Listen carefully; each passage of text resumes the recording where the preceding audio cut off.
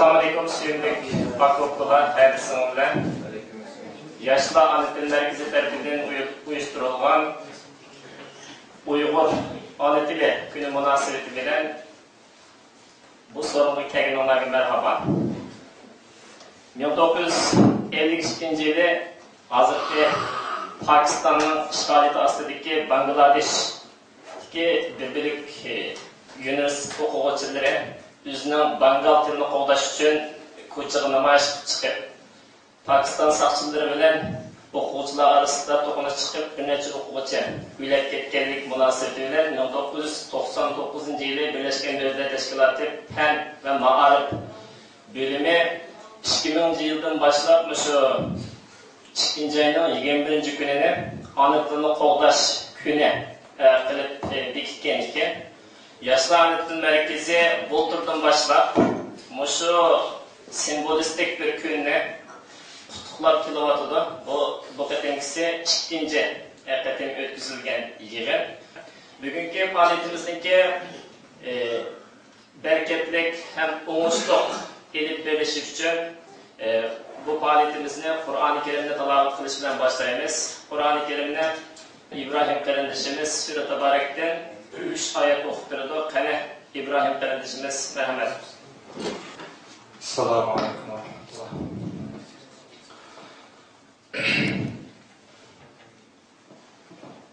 Rahmetullah. Euzu billahi mineşşeytanirracim.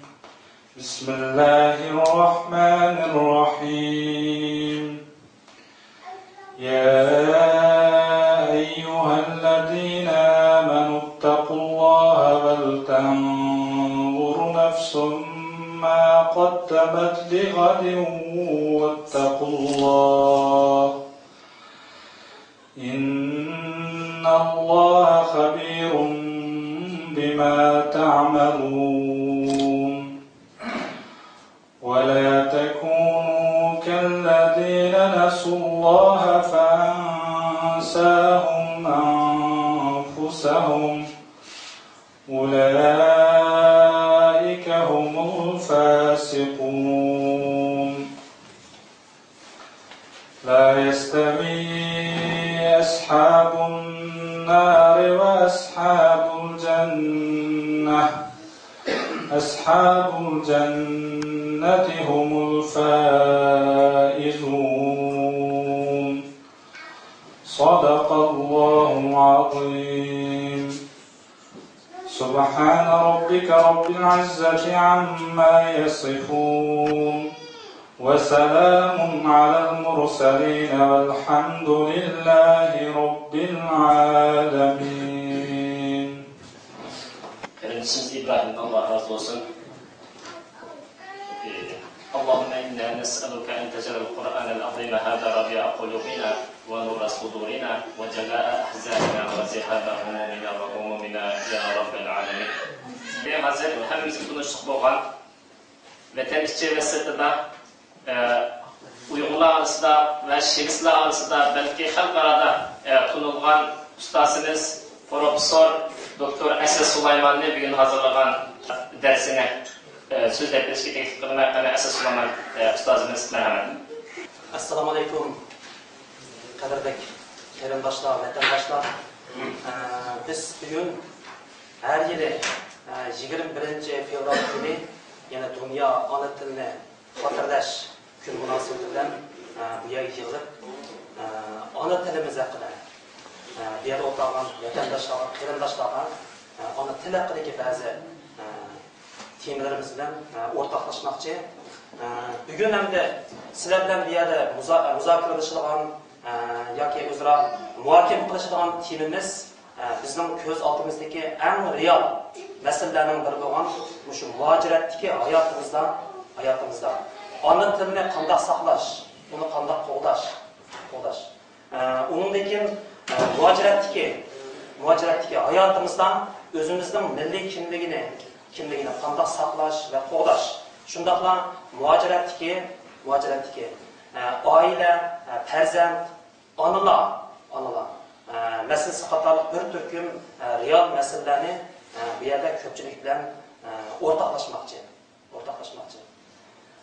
Hem de hemimiz bilimiz vatandan yiroq bir joyda boshqa bir tuproqda yashayapmiz. Bu yashash jarayonida bizning realligimiz, biz duch kelayotgan amaliyot bizga shuni uqtirib turibdiki, bu yerdagi ko'p madaniyatlik jamiyatda, ko'p madaniyatlik bir davlatda bizda soni, nufusi, aholisi oz bo'lgan bir millat qanday qilib o'zining ona tilini, kimligini, o'zining o'y xiyollarini, o'zining salohiyatini saqlagan asosda yashaymiz hamda bu yerdagi jamiyatning asosiy iqimiga qo'shilamiz. Demak, bu savollarning hammasi men bu yerda demsam, hammalarning kallasidan bir qurib o'tgan, duch kelgan va duch kelayotgan masalalar. Shuning uchun bizning bu duch kelgan masalalarimiz yolg'iz bu yerdagi Uyg'urlarning masalasi emas, balki vatan sifatidagi, shundaqla Yevropa, Amerikadagi minglagan, 10 minglagan bu shundaq reallikqa duch kelib yashayotgan millatlarning hammasining beshiga duch kelayotgan bir reallik. Shunga biz bu reallikni hal qilishdan o'zimizga xos bo'lgan, o'zimizning yo'limiz lozim. Shundaqla biz bilan bu yerda yashayotgan, farovonlik yashayotgan, bizga o'xshash qismatga duch kelgan xalqlarning realligi bilan selishtirib qilish jarayonida bu reallikni hal qilishimiz mumkin. Shunga temamiz kelsak, temamizning birinchi nuqtasi oldi bilan shu muhojiratdagi Uyg'urlarning hayoti. Endi bu yerda muhojirat degan so'z chiqib qoldi. Muhojirat. Hammamiz bilamiz, muhojirat degan so'z arabchadan kelgan so'z, Uyg'urchadan. Arabchadan kelgan so'z. Ya'ni vatandan ayrilib, o'zining ona tuprog'idan ayrilib, boshqa bir tuproqda, boshqa bir elda, boshqa bir xalqning orasida yashamoq degan so'zda ma'ni jihatdan aytganda. Inglizchada bu ba'zi ilm sohasida diaspora yoki exile degandek har xil so'zlar bilan ilindi. Ilm sohasida muhojirat hayotni maxsus bir tema sifatida tadqiq qilinib, hozir dunyoda keng turda tadqiq qilinayotgan bir temalarning birisi. Ammo bizda bo'lsa, tabi Uyg'urlarning keng ko'lamda muhojiratga yuzlanishi, ham muhojiratda yashashi boshqa millatlar bilan solishtirgan vaqtda vaqt jihatdan emas, ko'lam jihatdan kichikga kaynab qolgan bir amaliyotlar, reallik. Shuning uchun oldindan muhojiratdagi Uyg'urlarning ahvolini tushunish menimcha intayin muhim. Biz bayliq muhojiratning o'zining ona vatanini, ona tuprog'ini tark etib boshqalarni yoki boshqa bir millatning tuprog'ida, boshqa bir elning madaniyat bo'yida yashashni ko'rsatdi. Endi bu yerda o'tag'anlar, bu yerda o'tag'an cho'nglar, bundan 10 yoki 15 yil ilgari o'zimizning kunlarning bir kuni boshqa bir tuproqda yashaydiganligimizni balkim esimizga keltirmagan. Ammo hayot riyozatlari yoki taqdir o'ylamagan yerdan bizni o'zimizning tuprog'idan ayirib boshqa bir elning shu tuprog'iga elib keldi. Demak, bizning ona tuproq, ona vatan bizdan yiroq qoldi. Hozir bizning ko'z oldimizda boshqa bir tuproq, boshqa bir madaniyat, boshqa bir ijtimoiy to'p, boshqa bir kishilar to'p orasida biz yashayapmiz. Shuning uchun o'zining ona tuprog'ining ayrilib, boshqa bir to'p yashagan vaqtda inson o'z ona tuprog'ini, o'z vatanining qadriga haqiqiy yo'sinda yetadi. Demek, bu şunu ispat etken günden başlap, insan özünün hayat hakkında qayta bir oynamış. Özünü qayta bir muhakeme kılıp görüş. Men zali kim? Benim tuprog'im qayerda? Benim salahiyetim nima? Benim kimligim nima? Degan masala haqida qayta o'ylashga majbur bo'ldim. Demek, bu xil reallik vatandan ayrilib muhojiratda yashashdan iborat. Bu reallik bizga o'zimiz haqida keng ko'lamda o'ylash fursatini berdi. Menimcha bu yer o'rtoqlarning ichida o'zining mushu savollarni so'ramagan hech kim bo'lmasa kerak. Shunga biz bugungi kunda har bir inson sufati bilan özümüzün hayatımızga, özümüzün ötmüşümüzge, şundaqla vatanni başlap, muşu erke çıkış jarayonidagi muşu shaxsiy hayotimizga nazar solgan chet eldagi, ya'ni muajiratdagi Uyg'urlarning jamiyatlarning shakllanishi, bu toplum qandaq bir madaniyat muhitida yashayotganligi, qandaq bir masalalarga duch kelayotganligi iborat bu real masalalarni texnik kengroq nuqtadan o'yina olamiz. Shuning uchun oldi bilan muajiratdagi Uyg'urlarning jamiyati yoki jamoatchilik zoti qandaq jamoat buni ta'lim qilish to'g'ri keladi. Hamda vatanda har bir millat o'zining ona tuprog'ida yashagan vaqtda bu masalalar ular uchun cho'ng masala emas. Chunki vatanda biz bir cho'ng bir jamoatchilikning ichida yashaydik. Vatandagi chog'imizda tasavvurga zimin bizning edi. Gerçi o zamanla biz iyi olamagan bolsakmı, lekin muşu zaman meningdi, muşu tuproq meningdi degan bir ideya, bir xiyol bo'lganligi uchun o'zimizda mayli boy bo'ling, kambag'al bo'ling, lekin ro'y jihatdan odamning ichida ajoyib bir qanday tuyg'u bo'ldi. Haqdorlik tuyg'usi bo'ldi. Muşu zamonga, muşu elga, muşu tuproqqa, muşu madaniyatga bo'lgan bir xil haqdorlik tuyg'usi bo'ldi. Lekin muşu zamandan, muşu tuproqdan ayrilgan kundan boshlab siz boshqa bir madaniyatga, boshqa bir elning tuprog'iga yashaysiz, boshqalarning zaminda yashaysiz. Demak, bu vaqtda moddiy jihatdan qanchalik odam to'yilgan bo'lsin va yoki boshqa masalalarni hal qilgan bo'lsin, ammo ro'yat jihatdan qaytadan bir qaldirashqa, o'zida noma'lum bir narsani kamlik ekanligini his qilishga boshlaydi. Demak, bu narsaning o'zi muajirat hayoti olib kelgan odamning psixik, ro'y jihatdagi bir o'zgarishi. Shunga mana psixologiyada odat shirichidan bor travma. Ya'ni ro'yi ma'naviy jihatdan bir qatorliq andikish, silkinish o'zida. Psixik va ro'y jihatdan kelib chiqqan bir xil tangpongsizlik odamniki. Shuning uchun mushunaq muhitga kirgan vaqtda uzun mazgil odam o'zini yo'qotib qo'ydi. Qanday qilish kerak? Shunga biz vatandan ayrildik, yangi bir ijtimoiy muhitga kirdik, hayot davomlashyapti. Shunga biz musha hayotni davomlashtirishimiz kerak. Shunga bu jarayondagi nurg'un masalalar shaxs suhbati bilan har bir insonda hal qilish qiyindek tuyuladi. Jamoatchilik suhbati bilan bir ijtimoiy to'plamni musha masalaga duch kelganda buni hal qilish texnik qiyinlashadi. Shunga chatdagi Uyg'urlarning xuddi xundak chechilib ketishi, bir yakkilanmasligi, bir-biridan gumon qilishi, o'zini qo'yib etmasligi, bir-biriga ishonmaslik, bu psixikalarning hammasi amaliyotda vatandan ayrilgandan keyingi yot tuproq, yot eldan. Mushunga maslashish jarayonidagi odamning ro'yi ma'naviy jihatdan paydo bo'lgan bir xil ro'yi tangpongsizlik deyishga bo'ladi. Shuning uchun bu nuqtani har bir inson bo'lish sifati bilan har bir inson to'g'ri tunish kerak. Mayli narda yashamaydi, hayotni davomlashtirish kerak. Xizmatni davomlashtirish kerak. O'zimizdagi bir kishilik mas'uliyatni davomlashtirish kerak.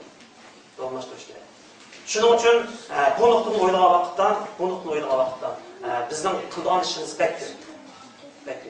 Boybizda bir madaniyatdan yana bir madaniyat ko'chgan vaqtda odamda ro'yi psixik jihatdan bir xil cho'chish, andikish bo'ldi. Inglizchada buni cultural shock deb qo'ydi. Shock. Ya'ni andikish, tavrash, silkinish o'zidagi bir xil silkinish. Shunga mushu o'tgandan qandoq o'tib ketamiz bu yerda?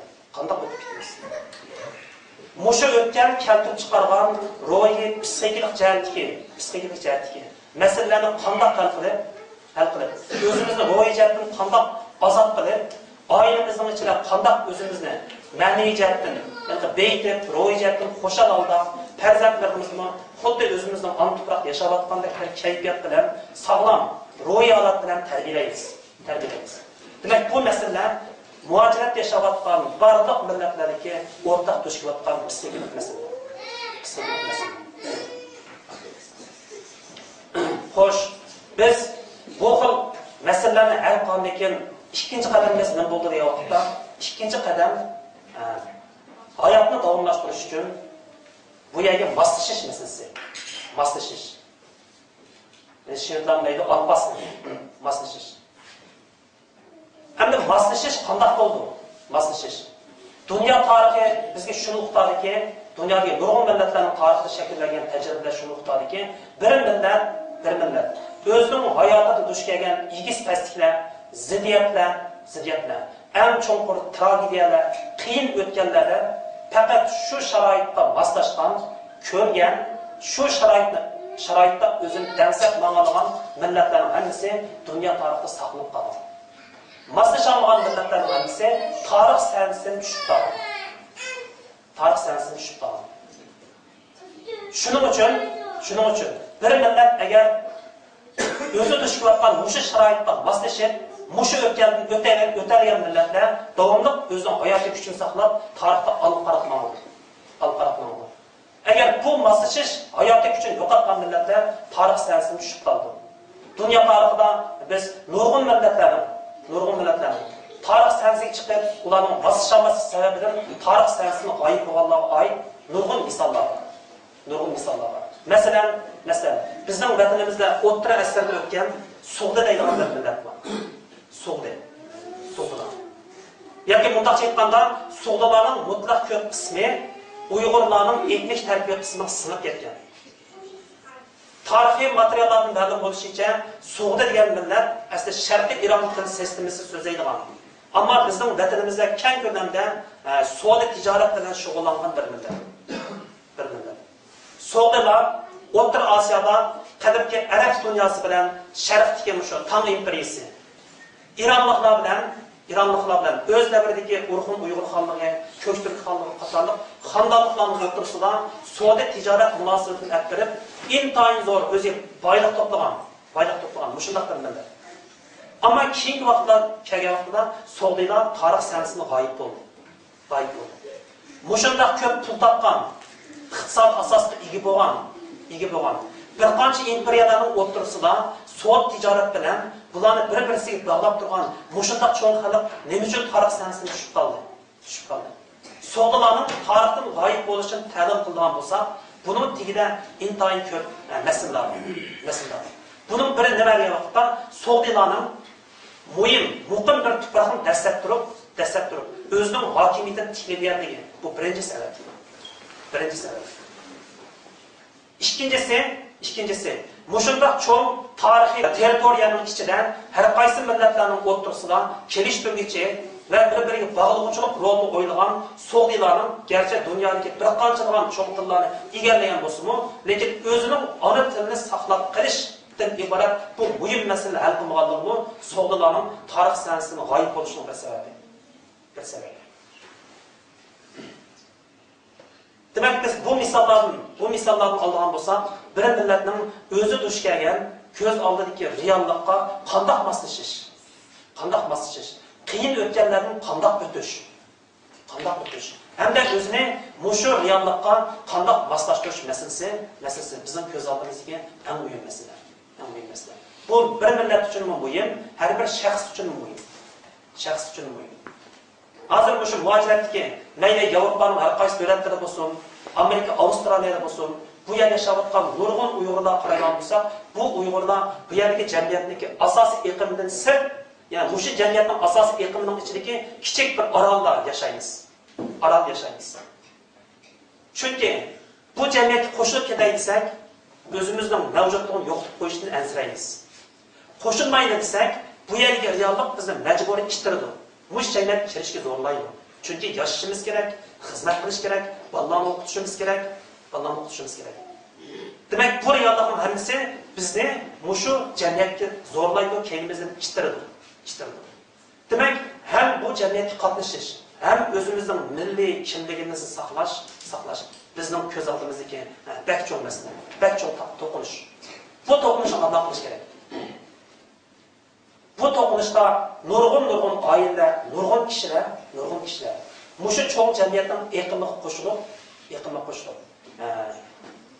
o'zini g'oyib qildi.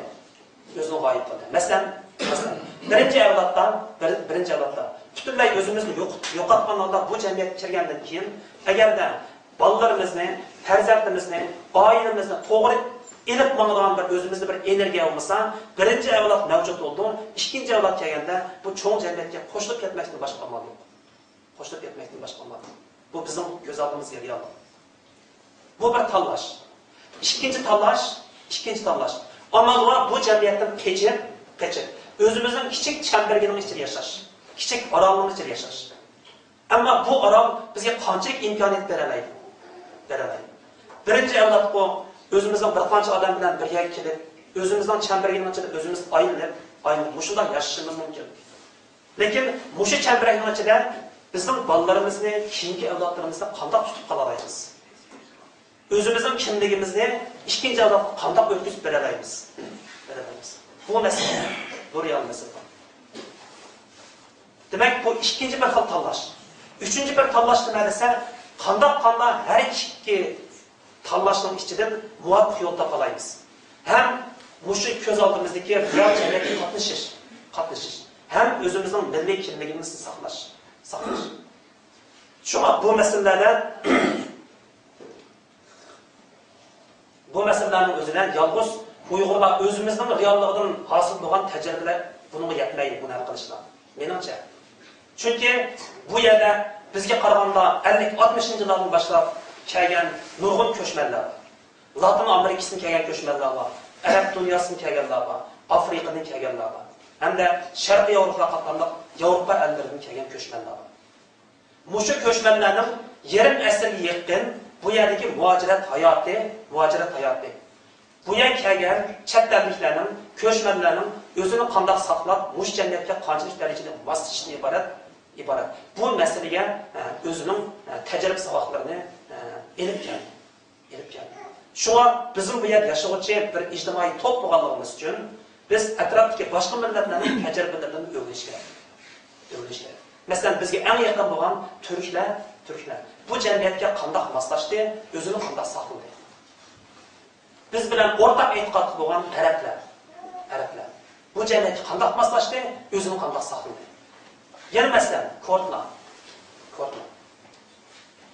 Kurdlarning beshidan o'tgan kechirmishlar orqali ular qanday hal qildi bu yo'lni? Shunga menimcha bu yo'lni tanlashda bizning bu yerdagi muacirat hayotimiz nisbatan qisqa. Eng uzun bo'lganda 15-20 yil, bo'lmasa 10-15 yil bo'lganligi uchun biz hozir bir tajriba jo'g'lash bosqichida. Bu bosqichda o'zimizga xos tajriba jo'g'lash jarayonida bir qismga yo'qitimiz, bir qism narsalarga erishimiz. Oxirida bu masalani qanday hal qilishning bir yo'lini topamiz. Shunga ikkinchi bosqich bo'lgan o'sha bosqichi intayin muhim bir ahamiyatga ega bir tema. Endi undan keyin moslashish temasi tug'ilgandan keyin moslashish jarayonida kelib chiqadigan yana bir masala bor. Bu masala nima desa, to'qinish. Ya'ni shirinchilik konflikt. Chunki moslashish eg'iz oson bo'lgan bilan unchalik oson narsa emas. Masalan, bir qism kommunizm ellerida ilgari mayli Sovet ittifoqi bo'lsin, yoki Xitoyda bo'lsin va yoki boshqa cho'ng davlatlarda bo'lsin. Biz u yerdagi millatlarning beshiga duch kelayotgan nurg'un masalalarni assimilyatsiya degan so'z bilan tushuntiramiz. Assimilyatsiya.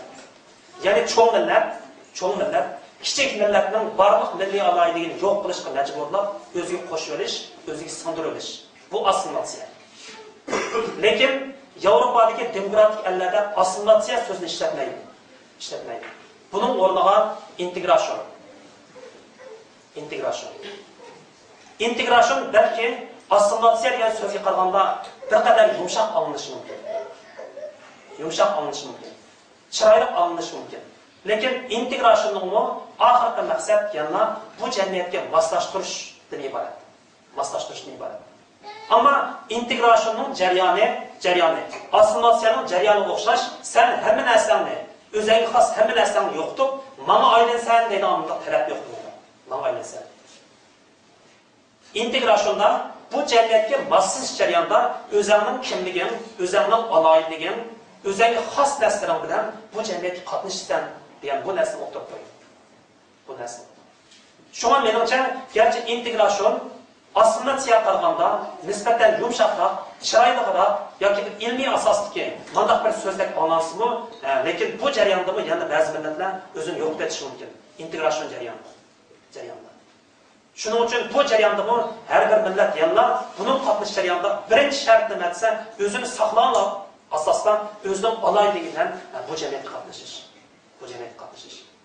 Şunu biz bu yerda yashayotgan Uyg'urlar, bu yerdagi ko'z oldimizdagi necha 10, necha 100 degan boshqa millatlar, boshqa qavmlar, boshqa ijtimoiy to'plarga o'xshash, shivit jamiyatidan iborat shu asosiy iqlimning ichida yashayotgan bir tarmoq iqlim bo'lganligimiz uchun meningcha qanday qilib o'zimizni saqlamoq asosida bu jamiyatga moslashish, qatnashish bu bizning oldimizdagi yana bir real masala. Şuna bu jarayonda boyimiz ta'kidlagandek albatta to'qinish kelib chiqadi. Konflikt kelib chiqadi. Bu to'qinish shaxs sifati bilan har bir insondan yuz beradi. Har bir oiladan yuz beradi. Har bir jamiyat, har bir millatdan yuz beradi. Hammamiz ko'ryapmiz, Shvetsiya chiqayotgan gazet jurnallarda, radio, televiziyada, axborot vositalarida nashriyat chiqarayotgan kitoblarning ko'psida chetlarliklarning yoki boshqa ellardan kelib bu yerda yashayotgan millatlarning qanday qilib Shvetsiyaga moslashish jarayonidagi nurg'un to'qinishlarni yezib hozir tadqiq qilyapti. Masalan, bularning ichida Shvetsiyada Heder deydigan bir so'z bor. Yoki tüpe Heder. Yani Uyg'urcha buni tarjima qilib qilsak, g'urur deb tarjima qilishim bo'ldi. Demak, shu moslashish jarayonida eng cho'ng darajada bu musulmon ellaridan kelgan xalqlarning ichida ko'p ko'rilgan masalalarning birisi shu g'urur masalasi, ar-nomus masalasi. Shu sababdan Shvetsiyada yoki Yevropaning boshqa ellarida ko'rilgan nurg'un misollar bor. Nurg'un qonliq dilolar bor shu sababga kelib chiqqan. Masalan, nima uchun Yevropadan kelgan boshqa ellardan kelgan millatlar bu yerga oson singishib, oson bu jamiyatga kirib ketadilar.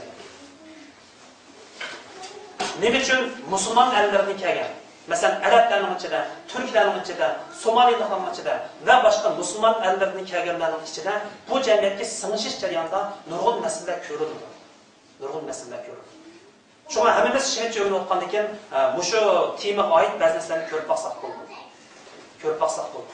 Boyman ta'kidlagan Xidish degan shu yoki ar-nomus degan shu so'zni kelib chiqqan nurg'un dilolarning kayinda nima desa, madaniyat o'xshamasligi, tarixning o'xshamasligi, diniy aqidaning o'xshamasligi tufayli kelib chiqqan ba'zi masalalar bu jarayonda ko'rilgan.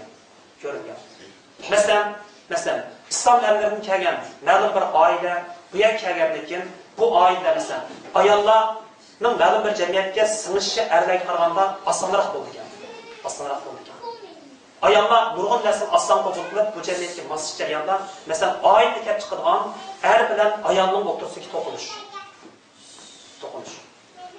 Onun için yana bir tipini batsam to'qinishni oila biz bolalarimiz bilan keldik. Vatanda yoki o'zimizning madaniyatimiz bo'lsa, o'zimizning muhitimiz bilan, o'zimizning madaniyat, diniy aqida bilan bolalarni tarbiyalaydi. Lekin bu yer kelgandan keyin bu yerga muhit o'xshamadi. Biz cho'g'larning qalbimizda vatandan kelgan o'zimizning tafakkurimiz, o'zimizning psixikimiz, o'zimizning an'anamiz hukm surdi. Lekin bolalarimiz bu yer kichik vaqtida keldi yoki bu yer tug'ildi. Oiladan sirt, yaslida, maktabda, jamiyatda bu yerning madaniyat bo'yitini o'zini qabul qildi. Demak, ikkinchi avlod bilan birinchi avlod ota-onalar bilan bolalar o'rtasida tabiiy holda bir to'qinish kelib chiqdi. Yoki bir orliq yoki bir ziddiyat kelib chiqdi. Bu ziddiyat nima desa, birinchi avlod bilan ikkinchi avlodniki ziddiyat. Shunga oiladagi er bilan ayol, ota-ona bilan bola o'rtasidagi bu to'qinish amniyatda muajiratda yashayotgan barliq millatlarning hayotida ko'rilgan bir real masala. Albatta, bu yerda o'tirgan hech kim bizga bunday masala duch kelmadi deyamaymiz. Bu bizning ko'z oldimizdagi intayin real masala. Shunga biz mushu jamiyatga qatnashish jarayonida biz yuqorida tilga olgan bu xil to'qnashuvlarni qanday hal qilib moslashish jarayonining o'zimi bizdagi nihoyat ko'p kuch talab qilgan bir narsa. Masalan, endi muhojiratdagi Uyg'urlar hayotining oxirida bir ta'kidlaydigan bir yerga nuqta. Demak, to'qinish nisi qildik. Endi bu to'qinishni qanday hal qilib bu jamiyatga qatnashib yashash masalasi. Ya'ni o'zini saqlagan holda bu yerdagi jamiyatning asosiy iqlimiga moslashish. Endi bu yerda nazariya xarakterli terminlar ko'p, ammo har bir odamning, har bir oilaning, har bir millatning bu yerdagi real hayoti, ham real hayotni ilingan misollar amaliyotda bu temani hal qilishdagi intayin muhim. Usullarning biri deyishga bo'ladi. Shuning uchun biz yuqorqi masalalarni hal qilgandan so'ng bu jamiyatga, yana bu madaniyatga, shu muhitga moslashib yashash jarayonida qanday qilib o'zimizni saqlab, o'zimizning o'zgichiligi bilan shu jamiyatga kirish masalasi bizning ko'z oldimizda turgan muhim masalalardir. Shunga bugun men vaqt munosabati bilan faqat muhojirat hukmi ham muhojiratdagi Uyg'urlar hayotining bizga ko'ringan bir qismini tashlab temalarni yoki tashlab ketdim, qolganini hammamiz tafakkurli inson bo'lgandan keyin o'ylashib baqsaq bo'ldi. Demak, bu yerda bularni konkret hal qilishning chorasini balkim Xudoyim bo'lsa, kelgusidagi leksiyalarimiz deyishimiz mumkin. Men bu yerda faqat temani tashlab ketdim. Bu birinchi nuqta. Endi ikkinchi nuqta, darsligimni yoziqlab 21 fevral Dunyo ona tili kuni munosabati bilan bugungi leksiyamizning asosli temasi yana muhojiratdagi ona tili masalasi.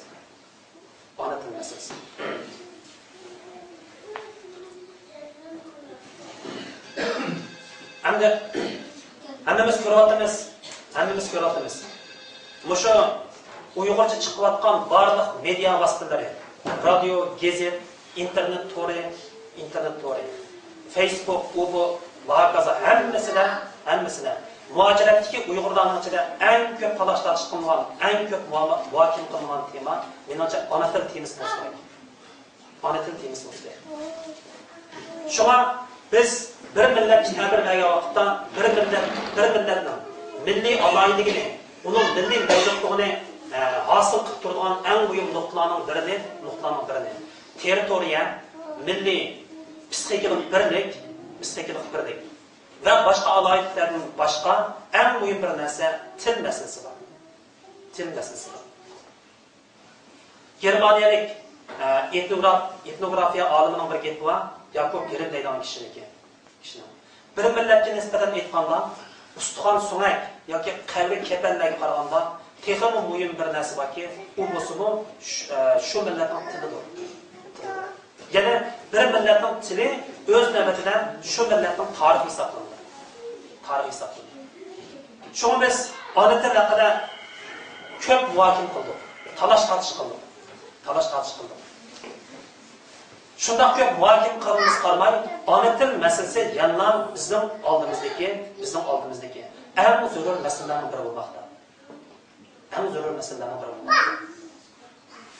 Chunki biz boy deganda o'zimiz ta'alluq bo'lgan aslidagi ona tuproq, vatan yoki o'zimizning ona yurtimizda ona tilning bu qadar cho'nqur ona til masalasiga kirishni biz his qilib yetmagan.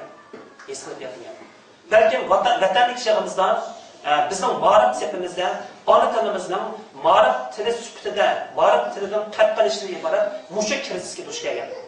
Lekin oilada Uyg'ur jamiyatida biz Uyg'ur tilini ishlatmay qolamizmi deydigan bunday andish yo'q edi. Chunki vatanligi cho'ng bo'yib, o'zimizning o'sha cho'ng tuprog'i bizning ona tilimizni qo'g'daydigan, uni rivojlantiradigan eng cho'ng bir sahna edi. Lekin biz bugungi kunda bu sahnadan ayrildik.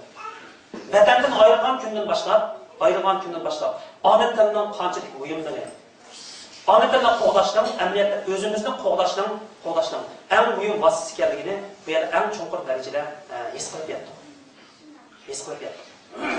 Shuning uchun bu masalani har bir shaxs bilan, har bir inson, har bir oila buni qanday hal qilamiz? Hammamizga ma'lum, hozir dunyoda necha 10 ming xil til bor. Lekin 80-yillardan keyin dunyo taraqqiyotining nihoyat tez darajada rivojlanishi, internet to'rining butun dunyoga yayilishi bilan hozir dunyo bir parcha kichik bir yer shari kenti yoki global deb qo'ydi, yer shari kenti qoldi. Dunyoning bu yerdan, masalan, bugungi mushu nuqtasidan qarshi tarafdagi eng yiroq nuqtasiga hozir 15 dan 20 soat ichida aeroplan bilan berib bo'ldi. Shunga dunyo bugungi kunda biz uchun yiroq emas. Dunyo qadimgi zamondagidek biz uchun unchalik kamroq poyansiz narsa emas. İnsanların taraqqiyoti dunyoning nihoyat kichik qilyapti. Shunga bugungi kunda kichiklayotgan, doim tarayotgan, ko'p qutuplikdan balki bir qutub qarab rivojlanayotgan bu dunyoda yilga necha tilla iste'mol qilyapti. Yilda bir qancha kichik tillar yo'qolyapti. Xalqlar birining keyindan biri o'zining milliy mavjudligini yo'qotib, yer sharidagi cho'ng tillar, cho'ng madaniyatlarning qo'yniga singib ketyapti. Demek mushu yuzlashning ichida Uyg'urlar bir tomchi xolos, menimcha. Bir tomchi. Shunga tarixdagi har qanday bir davr bilan solishtirgan vaqtda bugungi kunda Uyg'ur tili duch kelgan kriz tarixga har qanday vaqt qaragan vaqtda eng og'ir bir davrda yashayapmiz. Necha ming yildan buyon bizning ajdodlarimiz yo'qotmay ona tilini so'zlashib, rivojlantirib, kitaplarni yezib, tarixlarni tutib, bu tilimizni bugungi kunda bizga topshirdilar. Bugun biz bu tilda so'zlayapmiz. Bu tilni ishlatib yashayapmiz. Gerçi çoğu muhitimizde işletmemsek mi? Gerçi hakimiyetden yiroqlashgan bo'lsin. Gerçi ma'rif seviyeden sıkı çıkarılan bo'lsin mu? Lekin bu til dünyadaki minglab ailelerdə kunda sözünü oldu. Şundaqken eğer de bugün ecdatlarımız bizga topshirib bergan bu tilni bugün kunlikda bizning davrimizga kelganda biz yo'qotib qo'ysak, bunun mas'uliyati Bekmeyelim qarindoshlar, bekmeyelim. Shuning uchun bu tilni saqlashning og'ir mas'uliyati bu yerdagi ota-onalarga yuklangan. Ota-onalarning ichida bu bizning ayollarimiz bor, onalarimiz yuklangan. Bu nuqtani cho'nqur darajada his qilmasak bo'lmaydi. Hozir his qilgan bir davr keldi. Biz boy so'zlab o'tdik. Ana tilniki darajasini bundaq bir qancha nuqta bo'lishga bo'ladi. Masalan, Uyg'ur tili bizning ana tilimiz bo'lgan bo'lsa, dunyodagi har mavjud tillarning hammasi ma'lum millat uchun ana til. Ammo bu tillarniki dunyodagi o'rni hamda tutgan egallagan dunyoga ta'sir ko'rsatgan ta'sir doirasining o'xshamasligi sababidan tillar cho'ng kichiklikka bo'lingan. Şuna bugün kunda hükümran tillarning hammasi hakimiyet beşlik tillar. Çoğun tillarning hammasi davlat halqon, madaniyat halqon, qit'a halqon tillar. Demek bizning tilimiz bugün kunda davlat halqon, qit'a halqon hamda davlatlar aro o'rtaq aloqa vositasi bo'lgan bunda holat emas Uyg'ur tilining ahvoli. Uyg'ur tilining ahvoli bundoq emas. Bu xil ahvoldagi cho'ng tillar biz bilayotgan masalan ingliz tili. Har yiliga dunyodagi bir qancha kichik tillarni o'ziga singdirib, bahosir yo'g'onlab ingliz tilining gavdasi. Balki kelajakdagi 20-30 yildan keyin 2050-yilga borgan vaqtda ingliz tili dunyoning xeyli zo'r bir qismi nimasini egallashi mumkin. Hatto Shvetsiyalarni olgan bo'lsak, o'z oldiga igilik huquqi bor. O'zining davlatini qurgan Shvetsiyalik bir mamlakatda ingliz tili yana akademik o'rinda hukmron o'rinda ekan. Shvetsiyadagi tabiiy fandagi akademik o'rinda shved tili emas, balki ingliz tili hukmron qilingan. Gerçi davlatning boshqa barliq qushaq aloqalari shved tilida mavjud. Demek biz muşu noktadan qaraydigan bo'lsak, ingliz tilining hozir dunyoga qanchalik darajada yilqi satganligini ko'rib oldik. Demek bizning ana tilimiz bu darajadagi o'rinni yo'qotganligi yo'q.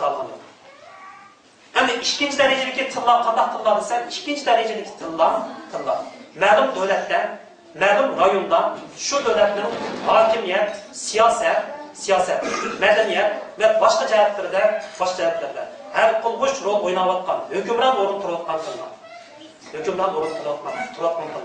Masalan, German tili, Fransuz tili, Shved tili va boshqa davlat tili darajasiga ko'tarilgan tillar. Demek bunday tillarni tez arada yo'qab, o'zining qilmisini yo'qotib qo'yish ehtimollari oz. Chunki bu tillarni hokimiyat qo'llab turadi. Davlat qo'llab turadi. Bu tillarda chiqayotgan milyon nusxalik kitoblar, gazet jurnallar, radio, televiziyalarning tillari qo'llab turadi. Bizning tilimiz ikkinchi darajadagi bu tillarning to'kimiga kirolmaydi. Undaqda hozir tilimizning o'rni zodi nerede?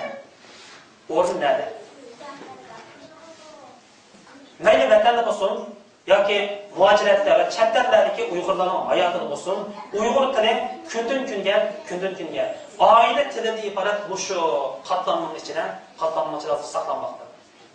Ammo vatanga ifodalab aytganda har holda Uyg'ur tilini ma'lum bir rayon xarakterida madaniyatni so'rab maqbuchi til holatida ayrilgan yo'q. Hokimiyatdan yiroqlashtirib o'tdi. Asta-asta. Ma'rif sepidan asta-asta yiroqlashtirib o'tdi.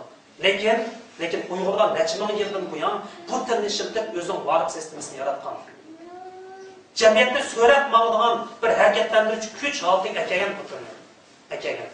Şuna yaqinqi 10-20 yilning ichida bo'layotgan bu ahvollarning ichida Uyg'ur tili tamoman 10 yoki 20 yil yoki 30 yilning ichida yo'qolib ketadigan narsaga ishonmayman. Uyg'ur tilining yana hayotiy kuchi bor. Chunki Uyg'ur tilini oyil bo'lsin so'zlayotgan vatanda necha 10 milliondan xalqimiz bor. Xalq bo'ldi ekan, bu tilni ishlatadigan xalq bo'ldi ekan, bu til yo'qolmaydi.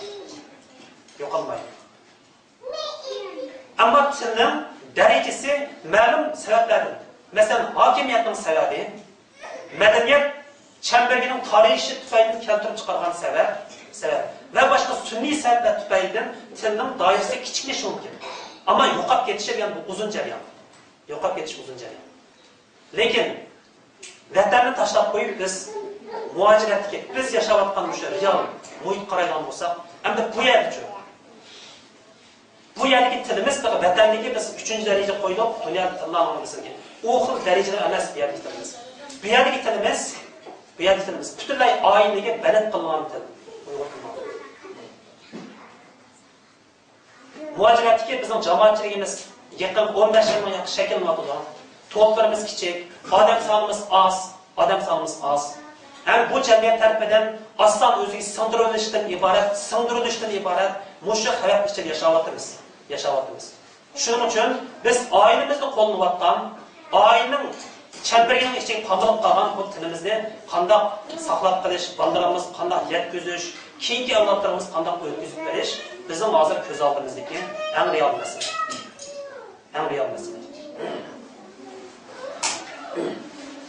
Bu bir nokta.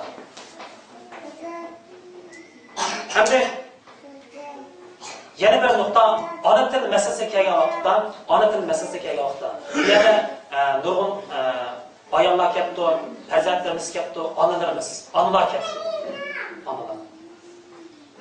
Hamda bir jamiyatga nisbatan aytganda, izchil holda Uyg'ur jamiyatida erlarning jamiyatni so'rab menish, jamiyatga mas'ul bo'lish, jamiyatni harakatlantirishdan iborat mushu mas'uliyatda erlarning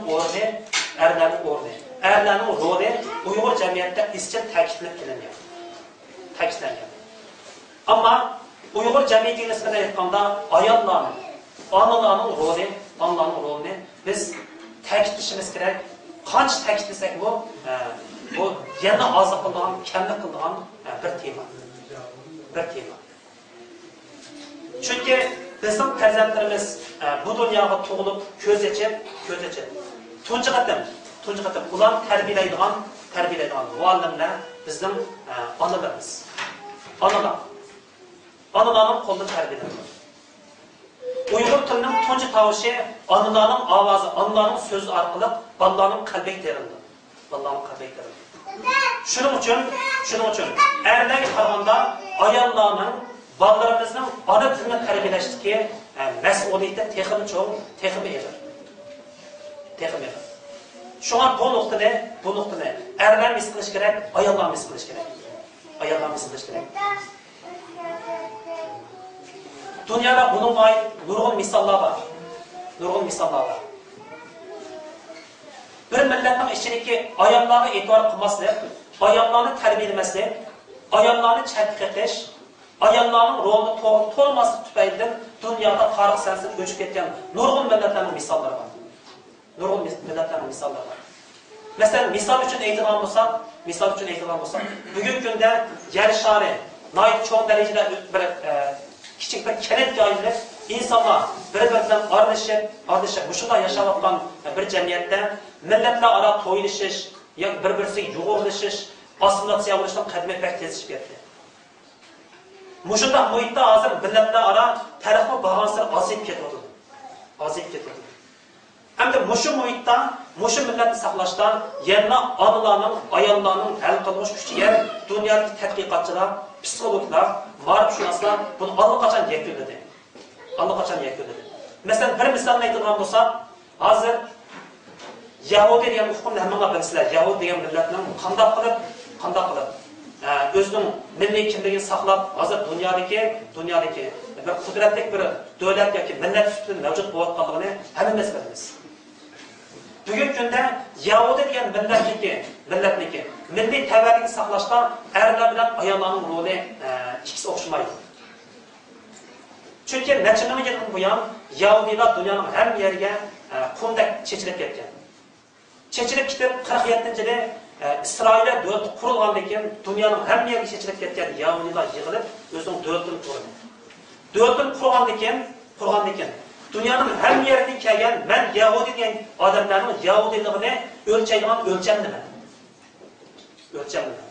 Mushu o'lchamda bular ko'p tadqiqot elib berib, eng oxirida İsrail'e kilatgan insonlarning Yahudiligini o'lchashning o'lchami uning dadasining Yahudi bo'lganligi emas, balki onasining Yahudi bo'lganligini o'lcham qonuni bor. Demak, biz buni o'ylash baqayli. İkinci avlodga o'zining milliy kimligini singdirishda erlarga qaraganda ayollarning roli kuchli bo'ldi. Chunki bir oilada tug'ilib toki 7 yoshda yoki yasiga boruvchi bo'lgan oraliqdagi tarbiyani ona berdi. Shu vaqtda ona qanday bir mas'uliyatni, qanday bir ruhni bolaning qalbiga tersa, kelgusida bola shu ruh bilan cho'ng bo'lishi mumkin. Shunga bundan keyingi bizning Uyg'ur tilimiz, ya'ni ona tilimiz duch kelayotgan bu masala, ya'ni tilni saqlash, rivojlantirish. Uni bir butunlik ega qilish jarayonida biz Uyg'ur ayollarining yoki Uyg'ur onalarining roliga sal qarsak bo'lmaydi. Bu yana bir nuqta.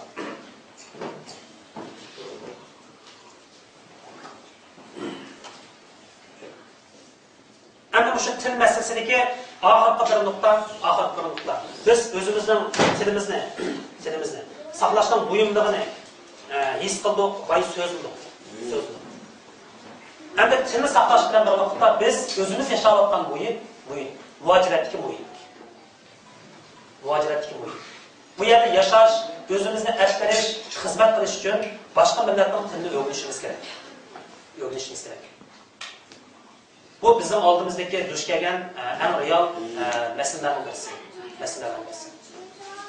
Shuning uchun ona til bilan biz o'rganmoqchi bo'lgan yoki biz o'rganayotgan tilning munosabatini ikkisini qanday bartaraf qilamiz? Chunki bu yer yashaymiz, o'zimizning o'rnimizni tiklaymiz, put tasab turamiz, xizmat qilamiz deydiganmiz, til o'rganish kerak. Bu ham tilni o'rganish kerak. Payg'ambar alayhisalom o'zining bir hadisida shunday debdi. Boshqa millatning tilini o'rganish, boshqa millatning tilini o'rganish. Shu millatning xuy-qaydini tushunish yoki shu millat tarafidan kelgan vahimdan o'zini saqlashdan intayin muhim ahamiyatga ega degan bir hadis bor ekan lazim. Demak, biz o'zimiz yashayotgan mushu jamiyatga nisbatan aytganda, o'zimizning ona tilini saqlash bilan bir vaqtda o'zimiz tava jamiyatning asosiy tilini o'rganishmi bizning muhim bir vazifa oldimizdagi vazifa. Mushu masalada nurg'un qarindoshlarning kallasini o'tmaydigan ba'zi masalalar bor. Masalan, 10 yillar oldinda men vatandan nurg'un joylarda leksiya bergan vaqtda ular ta'kidlagan. Vatandagi sharoitda o'zimizning ona tilidan boshqa vatanda xanzo tili o'rganishning o'zining ahamiyati bor. Men hozircha bu nimadan qaytadan fikrim. Chunki hozir chet ellarda biz vatan da'vosi qilyapmiz. Bu vatan turklarning qo'lida emas, Rusning qo'lida emas, Amerikalikning qo'lida emas, Arabning qo'lida emas.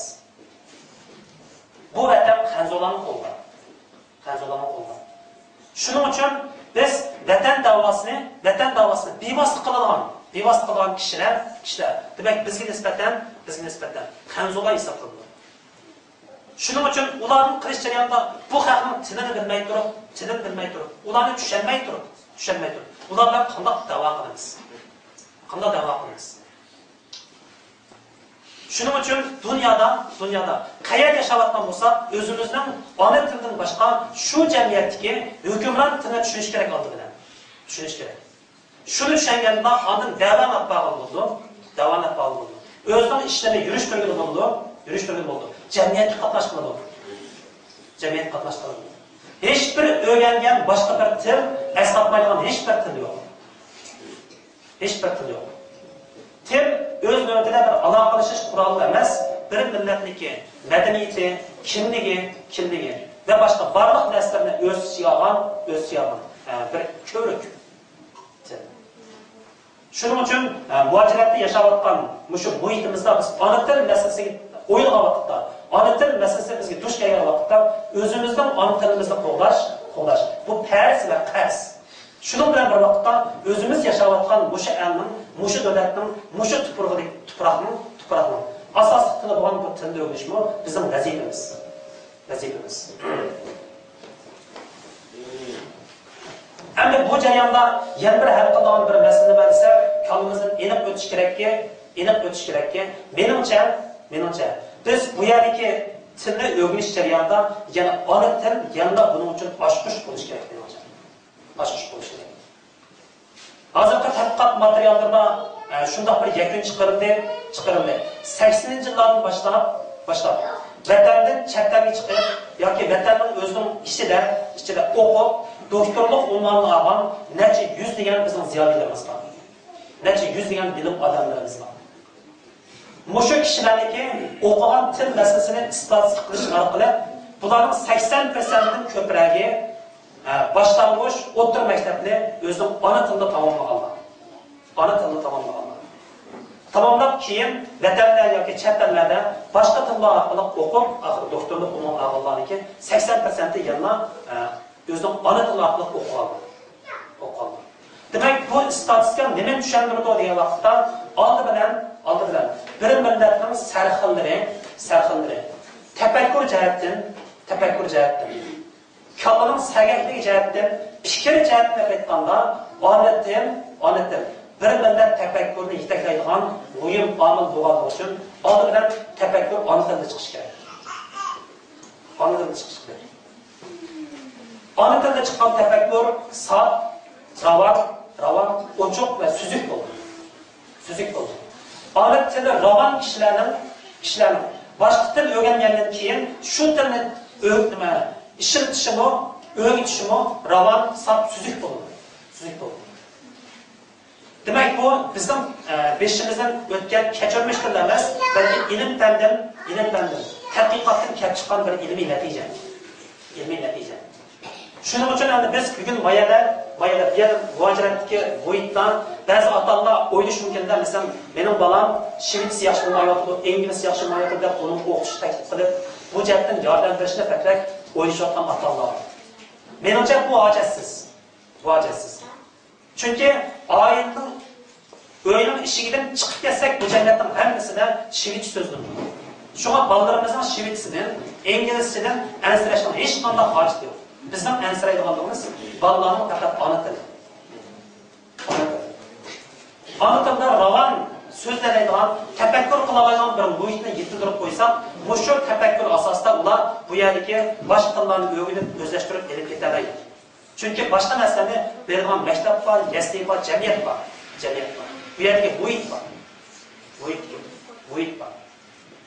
Shuning uchun bu yerdagi ona til bilan tafakkurning munosabatini o'ylanishga tegishli bir nuqta deyishga bo'ladi. Bu ikkinchi tema. Üçüncü bir tema.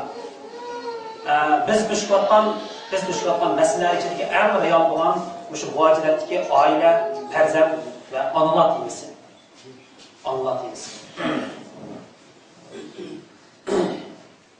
Hammamizga ma'lum aile ilmiy til bilan aytganda jamiyatning eng kichik hujayrasi. Bir jamiyat, bir toplum yoki bir millat oiladan iborat mushunda sonsizlagan hujayra zanjiridan bir ijtimoiy top, bir millat tashkillangan. Bundoqcha aytganda, bu yerda o'tirgan har bir oila bizning Uyg'ur millatimizning bir hujayrasi. Mushundaq necha yuzlagan, necha minglagan oilalarning qo'shilishi bizning bu yerdagi ijtimoiy to'pimizni, jamoatchiligimizni shakllantiradi. Shuning uchun bir millatga nisbatan aytganda, uning milliy kimligini saqlashda, o'zini qo'llashda, rivojlantirishda eng muhim halqa yana oiladan iborat. Bo'lib muajiratdagi mushu hayotda biz uchun oila har birimiz uchun vatan. Chunki oiladan chiqib kelsak, o'yinning ishidan chiqsak, sirtqi muhitning hammasi biz uchun yot. Madaniyat yot, insonlar yot, til yot. Ammo oilaning ichiga kirsak, xuddi vatanni qaytib bo'lgandek, oilaning ichida yana vatanni his qilamiz. Uyg'ur tilida so'zlaymiz, Uyg'urcha muhit yashaymiz, Uyg'urcha tomoqni yeymiz. Uyg'urcha tafakkur qilamiz. Shunga muajiratda biz jamiyatlarga uyushib ish qilish uchun oldi bilan oiladan iborat o'sha kichik tugunni qandoq tutish, qandoq atlanish bizning oldimizdagi eng muhim masalalardan biri. Hozirga qadar insonlarning o'sha yer yuzida yashashdan iborat necha 100 ming yillik tarix shuni isbotladiki, oila hozirgacha insonlarning jamiyat birligidagi eng mukammal bir kichik birlik. Bu tajribadan o'tgan narsa. Shunga oilada bir millatning tili saqlangan emas, balki shu millatning ruhi, ma'naviyati, axloqi, tafakkuri oldi bilan oila o'lcham qilib saqlangan. Shunga oldi bilan biz bundan oilani chimtish shu muajiratdagi Uyg'urlarniki o'zining milliy kimligini saqlashdagi eng muhim tugun degan narsani his qilish kerak. Buning uchun ham oilani qanday qilib boramiz? Menimcha bu yerdagi muhim bir masala har bir oila a'zolari, oila boshliqlari tarafidan planlangan bir oila prinsipi bo'lishi kerak deb qarayman. Oila prinsipi yoki oilaning nizomi.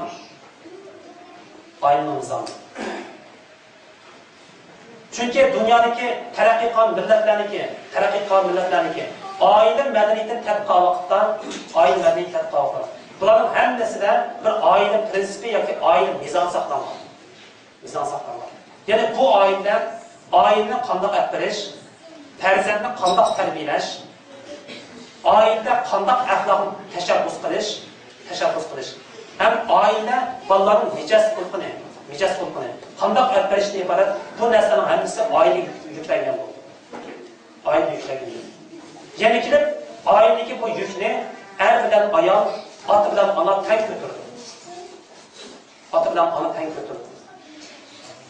Şu oiladagi ish taqsimotida bunday aniq ayrilish bizning bu naslni hal qilishimizning bir ochqichi. Bizning minglarcha yillardan buyon davomlashgan milliy an'anamizda yoki biz e'tiqod qilgan islom dinimizda, Qur'on Karimda, hadislarimizda, milliy axloqimizda oilani qanday aqlashdan iborat. Bu masalaga oid nurg'un bayonlar bor. Nurg'un nasihatlar. Şuna menimcha bu yer o'rtog'imlarning har birimizning oilamizda o'zimizga tushliq shu oilani aqlanadigan bir prinsip bo'lish kerak albatta. Agar oilada shunday prinsip yoki oilada shunday bir mezon bo'lmaydi ekan, bu oilalarning zanjiridan shakllangan bu jamiyatdami, bu narsani aqlanish qiyin bo'lib qoldi. Shuning uchun biz bu yerda yana oila mezonini tashkil qilishda buningdagi eg'ir yukni ota bilan onaga, buning ichidagi onalarga tushirganligini iborat bir reallikni tunishimiz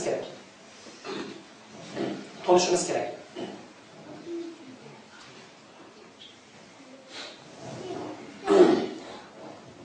Endi bu jarayonda biz boy so'zlayotgan temalarning ichida oilaning ichida yana bizga eng muhim tuyulg'ini shu farzand tarbiyalashning masalasi. Chunki vatandagi muhitga o'xshagan holda bizning shu muhojiratdagi hayotimizda bizning bolalarimiz duch kelayotgan muhit vatandagi muhitdan xeyli zo'r darajada farq qiladi. Vatanda bizning oilamizdan yoki Uyg'ur muhitidan sirtda boshqa bir xil madaniyat, bir xil muhit hukm surgan bo'ladi. Lekin hozir biz bu yerda yashayotgan muhitda bu bir xil xalqaro muhit yoki international. Mushunday bir muhit yashayapmiz. Endi mushu muhitning ichida oila o'zimizning milliy axloq, milliy mezonlarimizni yurgizishdan boshqa oilamizda yoki o'zimizning jamiyatimizda mushu xalqaro muhitni asos qilganlarda buni qanday birlashtirib olib berish masalasi bor. Chunki bolalarimiz maktabga bordi, maktab borganda she'rlarning cho'ng jamiyat muhitidan boshqa bu yerga qo'shilgan. Masalan, arablarning yoki turklarning va yoki Yevropa boshqa yerlardan kelgan nurg'un millatlarning madaniyatlari bu yerda bizga yo'l qildi. Şu an bizning bolalarimiz bu yerdagi xalqaro muhitning ichida cho'ng bo'ldi. Endi shu xalqaro muhitning ichidan o'ziga foydali bo'lgan, o'ziga kerak bo'lgan energiyani qanday olib oladi? Qanday suzib oladi? Meg'izni qanday qilib qabul qilib, shakarni qanday chiqarib oladi? Demak, shu masalalarda bizning oila muhitimiz shularni o'rgatish kerak. Bu oiladagi ona bo'g'uchining bu jihatda o'ynaydigan rolni biz yuqorida so'zlab o'tdik.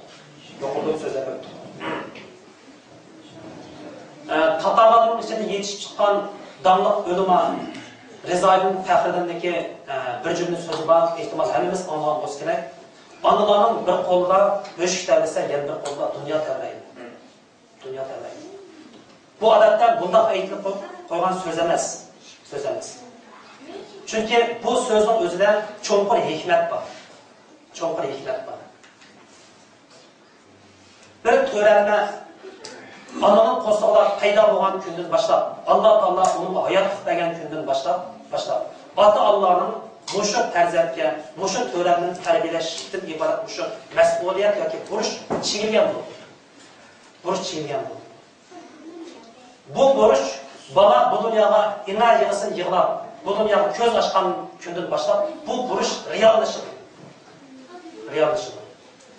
Şu bu jarayonda bolalarimiz biz bilan birga bularni cho'ng qilib, bu yerga yasli, maktabga yoki jamiyatga o'tkazib berib bo'lgan jarayonda orliqdan bolalarimizga oila tamoman tarbiya ilib berish mumkinchiligi bizda bor.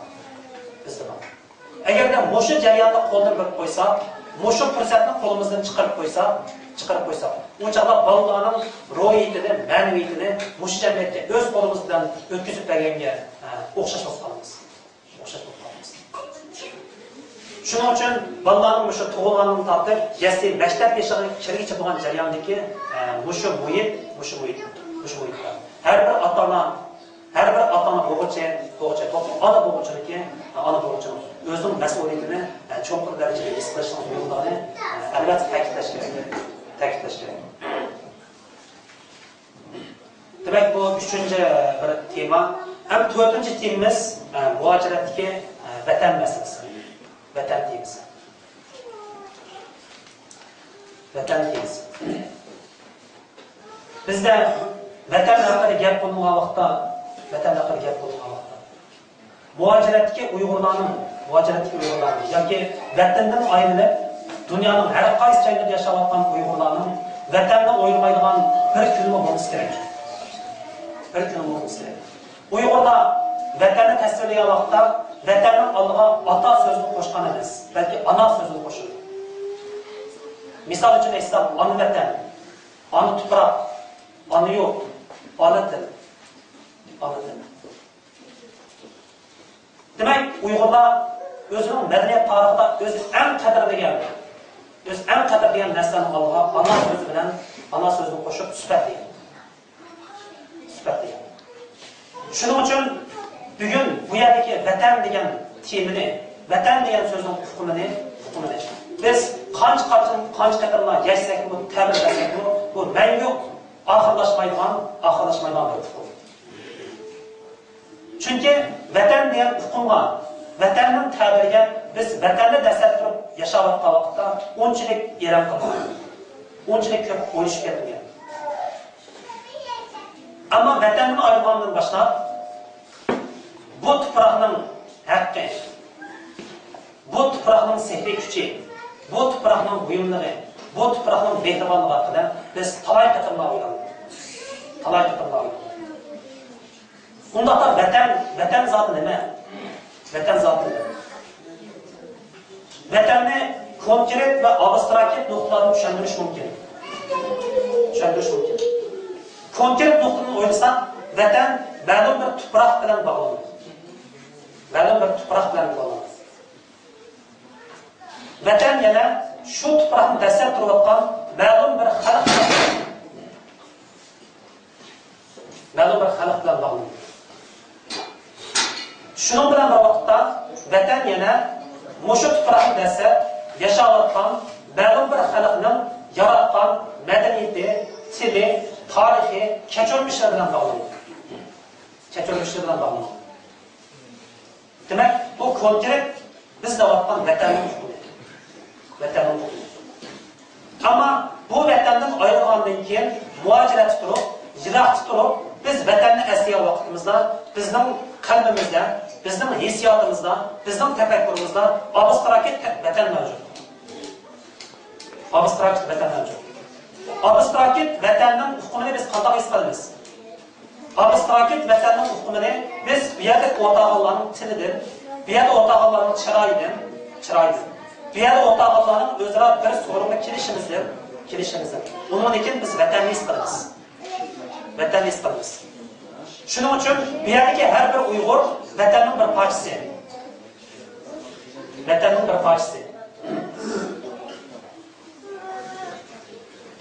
Vatan haqida bizning kalamizda, tafakkurimizda, hissiyotimizda eng cho'qur darajada bir tushuncha, bir ta'bir, bir aniqlama hosil bo'lgan vaqtda undan keyin vatanning boshqa narsalar haqida o'ylash mumkinchiligiga erishamiz.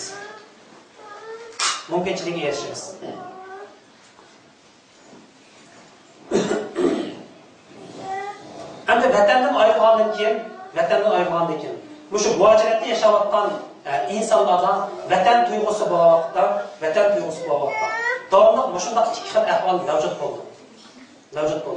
Birisi o'zimiz ayrilib kelgan vatandan ayrilib boshqa bir tuproqqa kelgandan keyin o'sha boshqa tuproqda yashash jarayonida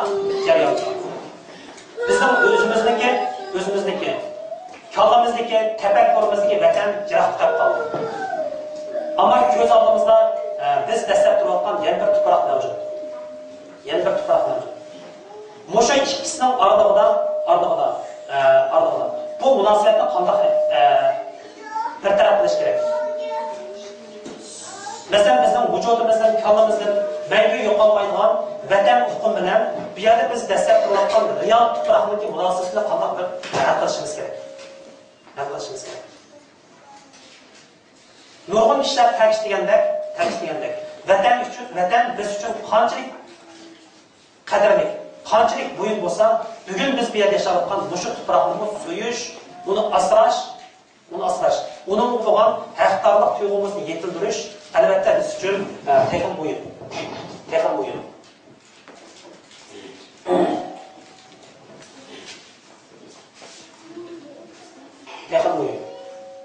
Chunki o'z vaqtida hammamizning beshimizga ko'chishgan, chiqish yo'l topamayotgan, yashash imkoniyati bo'lmagan sharoitda bu yerda o'tirgan qarindoshlar turli sabablar bilan, turli ot ko'mishlar bilan, turli yo'llar bilan vatandan ayrilib, Yevropadagi mush ellar kelib makonlashdi, bu yerda yashadi, ham yashayapmiz.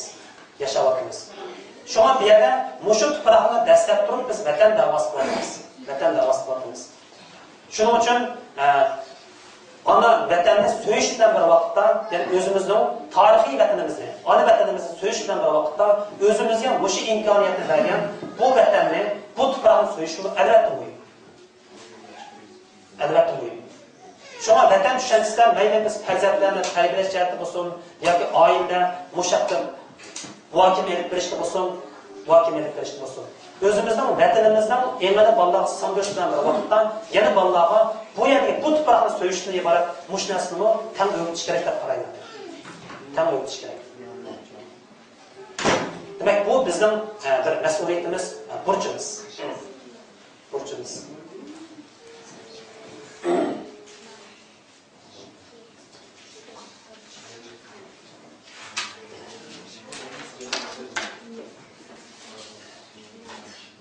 Hamda 5-nuqta, yana oxirgi bir nuqta shu muvojaratdagi milliy kimlik masalasi.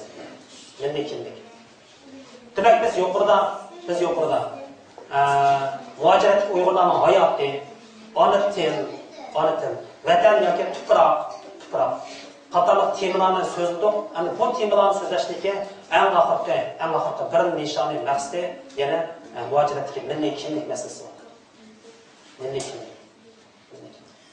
Chunki o'zimizni saqlash, rivojlantirish hamda o'zimizning o'sha to'qliqlarni yoki birinchi avlodniki bu yeriki, o'zidagi barliq narslarni keyingi avlodlarimizga qo'shqo'llab tutqizish hamda ularning milliy kimligini saqlash jihatda biz duch kelayotgan muhim masalaning birisi muvojaratdagi kimlik masalasi. Ham buning uchun milliy kimlikni masalan qanday tushunamiz?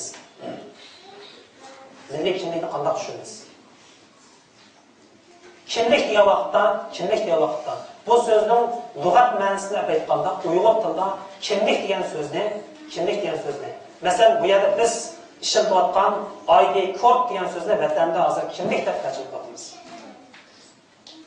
Dastlabki mazillarda buni salohiyat kinishkisi degan.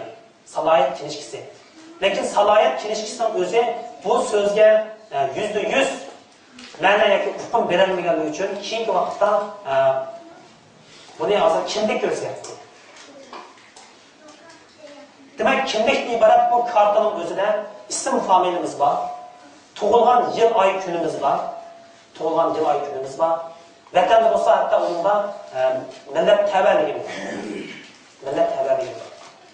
Demak, bu kimlikning har bir insonga ma'lum bir hukmron, ma'lum bir hukumat, ma'lum bir tashkilot, ijtimoiy tashkilot tomonidan berilgan kimlik har bir inson.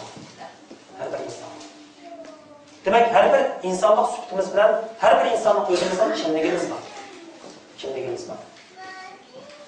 Ammo har bir inson cho'qim ma'lum bir kollektivga, ma'lum bir jamoatga, ma'lum bir millatga tabe bo'lganligi uchun o'zi tabe bo'lgan millatning o'ziga xos milliy kimligi bor.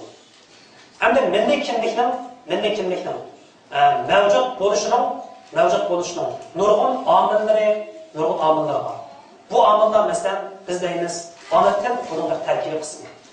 Ona til. Madaniyat buning bir tarkibiy qismi. Yurish turish, diniy e'tiqod, tafakkur, turmush usuli va hokazo. Şu an milliy kimlik intayin keng bir doirada o'sish oldi. Mundaqcha aytganda, insonlar bir millatning milliy kimligini, shu millatning mavjudligini, shu millatning madaniyat saviyasini, shu millatning hayotiy kuchini ko'ralaydi. Şu bizning hozirgi media, yana gazet, jurnal, tashviqot vositalari, radio, televiziyaning hammasidan milliy kimlik degan so'z pek ko'p takrorlanadi. Ana tilimizning qolsa milliy kimlik degan so'zni eng ko'p darajada takrorlanadi.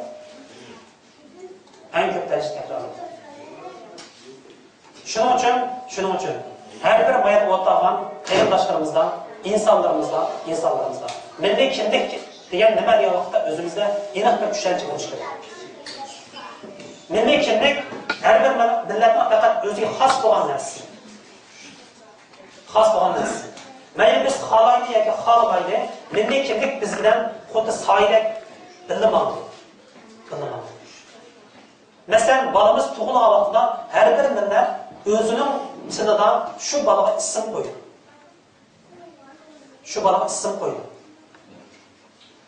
Bu bola ism qo'yilgan kundan boshlab mushu ijtimoiy kollektivning, mushu millatning bir a'zosi aylandi. Şuna isim mesele çıkanlar ben yeni bir söz ta'kidlagan kelyapman. Dünyadaki hamma millatniki o'ziga xos isim sistemasi bor. Şuna mushu isimlardan boshqa xalqlar bular bilan uchrashganda ism orqali bu millatning kimligini, qanday millatligini, qaysi millatdan kelganligini ism orqali ba'zi farqlar bildiradi. Masalan, Shvedlarning ism familiyasiga kelsak, masalan, Svensson, Gustafsson, Nilsson. Keyin son qo'shilganlarning hammasini chatlarga biz ko'rgandan keyin bu Shvedlar xos ism familiya sistemasi. Rostamni e'tibor qilsak, Rostamning ismining keyindagi masalan Pop. Yoki ayollarning familiyasining keyindagi Eva degandek ismlar. Demak, Ruscha ism familiyalarning bir sistemasi. İngilizlarning, Germanlarning ve başka Araplarning, Türklarning hammasining o'ziga xos bir ism sistemasi bor. Şuna bir yerde farzandlarimiz tug'iladi, yilda har yil tug'iladi. Menimcha biz eng sal qarashga bo'lmaydigan narsa, bir millatning ichidagi eng kichik ishda qaragan ba'zi narsa amaliyotda shu millatdagi eng g'oyatli masalalar bo'lib qolishi mumkin. Şuna bir yerde benim tavsiye qilganim bundan keyin farzandlarimiz tug'ilganda ota-onalarga bir yaxshi ismni tanlash bizning bir majburiyatimiz. Shundaqda bizning milliy kimligimizni bolalarga taqdim qilib berishning bir usuli. Biz islom dinini qabul qilgan minglarcha yil bo'ldi. Ming yil jarayonida, yana 1000 yildan burun Uyg'urlarning o'zi olgan milliy ism sistemasi bor edi. Keyin islom dinini qabul qildik. Undan keyin arab, fors tilining ta'siri va madaniyatning ta'siri boshqa sabablar tufayli ismlarimizda xil zo'r darajada arablashish yoki forslashish ko'rilgan. Hozir endi Uyg'urlarning ismlarini istatistiklaydigan bo'lsak, balkim bizning ismlarimizning 80%dan ko'pragi arabcha ismlar. Şu bir yerde diniy jihatni o'qib bilim erishgan bizning nurg'un qarindoshlarimiz bor. Menimcha bir millat uchun o'zining milliy ismini qo'llash, mayli din jihatni aytsin yoki boshqa jihatni aytsin, u bir gunoh emas. Chunki millat mavjudkan, uning milliy madaniyati bo'ldi. Milliy madaniyati bo'lgan, shu millatning o'zining ism sistemasi bo'ldi. Masalan, turk qarindoshlarni taqayli Türk qarindoshlarning hammasining ismidan bir anglashaqda turkkan degan narsa biz farq etamiz. Turklar o'xshash musulmon. Qanday qilib diniy an'ana bilan milliy madaniyatni ikkisini organik yo'sinda yo'g'irishning yo'lini turklar o'zining tajribasini o'tkazdi. Shunga balalarımızga mümkün bo'lsa, bunun için sap Uyg'urcha ismlarni qo'yish, menimcha milliy kimligimizni saqlashdagi muhim bir taraf. Bunun din bilan hech qanday to'qinish yo'q. Bir bola tug'ilgan vaqtida o'zining qaysi millatda, qaysi elda, qaysi tuproqda, qaysi elda tug'ilganligini bola tanlay olmaydi. Ammo ota-ona bolaga yaxshi ism tanlay olmaydi. Yaxshi kimlikni berish mumkinchiligi ota-onaning qo'lida bor. Shuning uchun bugungi kunda biz kichik millat emas, necha 10 million nüfusumuz bor. Mushundaq ko'p aholisi bor, madaniyati bor bir millat agarda o'zining ism sistemasini yo'qotgan bo'lsa, o'zining milliy kimligini yo'qotishning bir signalini chalgan bo'ldi. Shunga ota-onalar, onalar o'ylashayli, bunun için balalarımızga mümkün olsa sap Uyg'urcha bilan o'zimizning milliy kimligimizni aslatadigan ism qo'yish bizning bir burchimiz deb qaraymiz. Milliy alayligiga Uyg'urcha ism qo'yish hech qachon bizning islomiy e'tiqodimizga ta'sir ko'rsatmaydi. Bu bir nuqta. Milliy kimlikdagi bir nuqta. İkinci bir nokta hem ta'kidlash zarur bir bo'lgan nokta yani ki Uyg'urlik ve Müslümanlık yoki milliy kimlik bilan bizning diniy kimligimizning munosabati. Dunyoda yoki dunyodagi medialarda Uyg'urlar haqida xabar berilganlikda bir nokta odamning diqqatini tortdi. Diqqat qilganman, masalan Uyg'urlar haqida xabar berilganlikda ko'pincha Uyg'ur musulmonlari deydigan bir so'zni alda qo'shib mediada ko'p ta'kidladi. Yanılmadım. Ama ben shunday o'ylayman, Uyg'urlar uchun Allah musulmon degan sifatni qo'shsin bir bütün Uyg'ur millati ning eng muhim kimligining birisi musulmonlik. Ming yildan buyon islom aqidasi Uyg'urlar hayotining ma'naviy, ro'yi ve milliy qatlamiga nihoyat cho'nqur darajada yildiz topdi.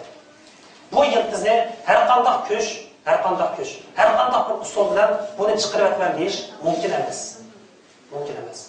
Shunga bugungi kunda Uyg'ur kimligi, Uyg'urlarning diniy kimligi bo'lgan musulmonlik bilan zich birlashib ketgan. Shuning uchun har bir vaqtda bu narsa tanlanadi biz bilan. Ama mushu masalada yanada bizim kallamızdan aniq bo'lmayotgan, o'tmayotgan ba'zi masalalar.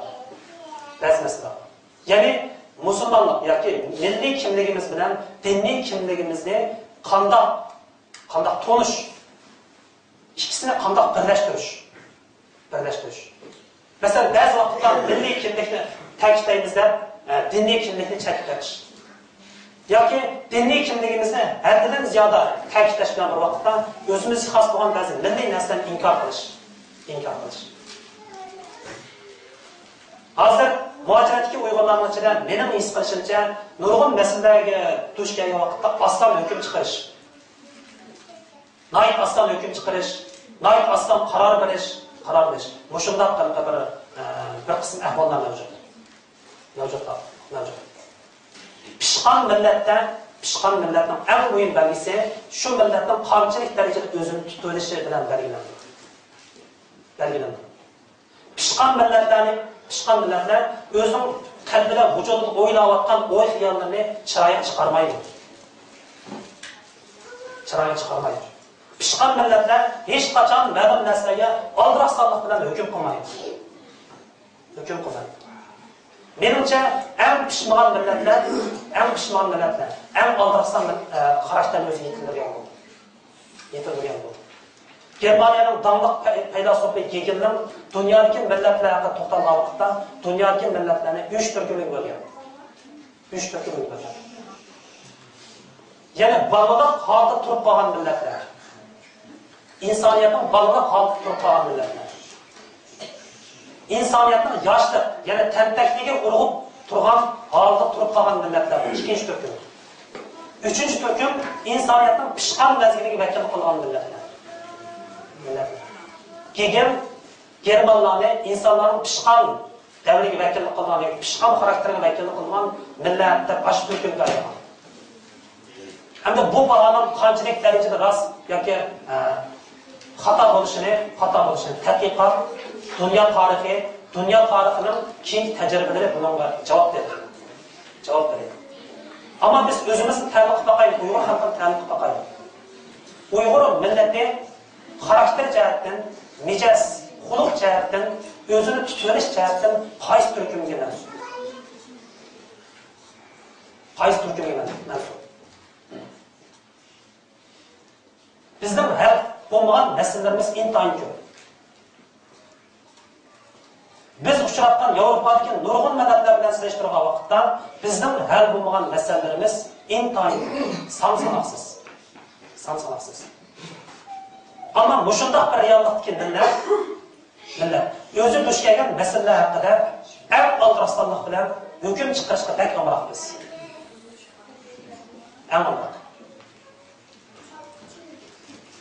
Shuning uchun hozir bizning realligimizda biz duch kelayotgan boy ta'kidlagan temadagi milliy kimlik masalasida buning ichidagi milliy kimligimizni tashkil qilgan omillar ham bularning munosabatini to'g'ri tonish kerak. Shunga bugungi kunda Uyg'urning milliy kimligi necha ming yillardan buyon millatimiz o'zining tarixiy taraqqiyot jarayonida shakllantirgan milliy an'anasi bilan İslamiyatni qabul qilgandan keyin qabul qilgan islomiy aqidalar bilan zich birlashgan. Mushundaq bir kimlik Uyg'ur milliy kimligining ish yuzini tashkil qilmoqda. Shunga bu jarayonda milliy kimlik topilgan ba'zi masalalarda bir tarafni kuchab tashviq qilib, yana bir tarafni sal qarash. Bunda qilgan masalalar cho'qim aldirasonlik qilmaslik kerak. Şunisi aniqki, Uyg'urlar islom dinini qabul qilmagan vaqtda Uyg'ur millati mavjud edi. Dunyodagi nurg'un millatlarga o'xshash, biz islomning to'g'ri aqidasini qabul qilib musulmon bo'lishdan ilgari boshqa e'tiqodlarga qilgan Uyg'urlar. Albatta boshqa musulmonlar shunday ahvol bo'lgan. Lekin tarix taraqqiy qilib keyin biz islom aqidasini o'zimizning diniy e'tiqod sifatida tanlab oldik. Qabul qildik. Keyingi minglarcha yillarga tarixiy taraqqiyotimiz o'zimizning milliy madaniyat, milliy an'anamiz bilan islom aqidasidan iborat bu ikki nuqtaning birlesh jarayonida Uyg'urlarning milliy kimligi hosil bo'ldi. Shuning uchun mushu masalada biz milliy kimligimiz uchun payliq bo'lgan omillarni qabul qilishimiz, unga ziyonli bo'lgan omillarni shallab chiqarish kerak. Hem tarix hurmat qilish kerak, hem diyalog hurmat qilish kerak.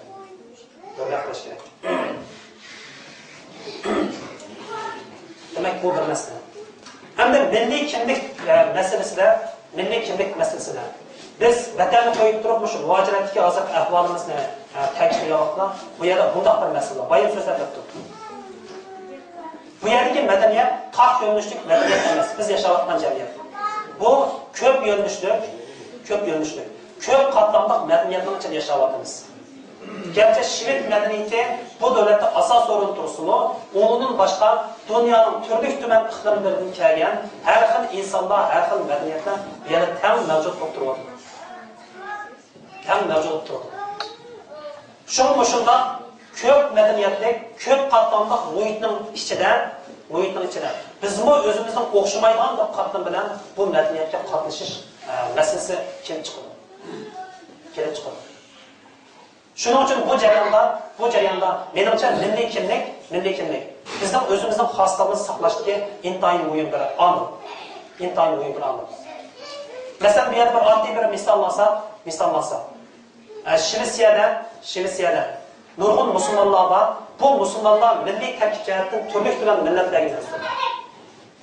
Biz bulardan bir so'rinlar, bir yig'ilishga yoki bir konferensiyaga va yoki bir cho'ng bir ko'ryazma kelgan vaqtda hammamiz musulmon bo'lsakmi, lekin hammamizning bir-birimizdan farqlanadigan milliy kimligimiz bor.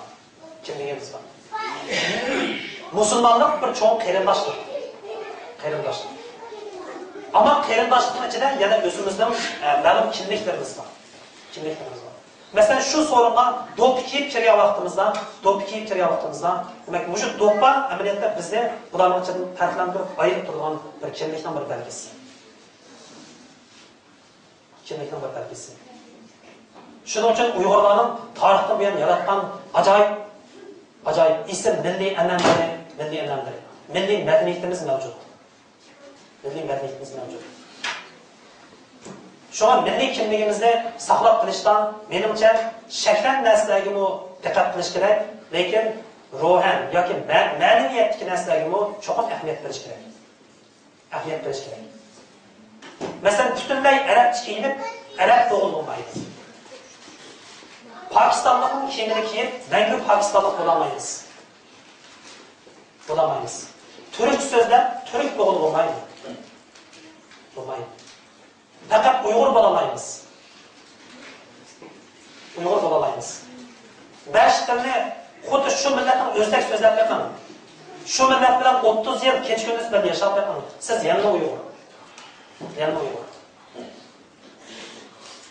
Shuning uchun biz mayli musulmonlik qarindoshlar bilan bo'lgan munosabat bo'lsin, yoki bu yerdagi bir cho'ng muhitda yashash jarayonida o'zimizni saqlash, taraqqiy qildirish jihati bo'lsin, yana o'zimizning kimligimiz, milliy xosligimiz, urf-odatimiz, milliy belgimiz bilan bu jamiyatga qatnashimiz.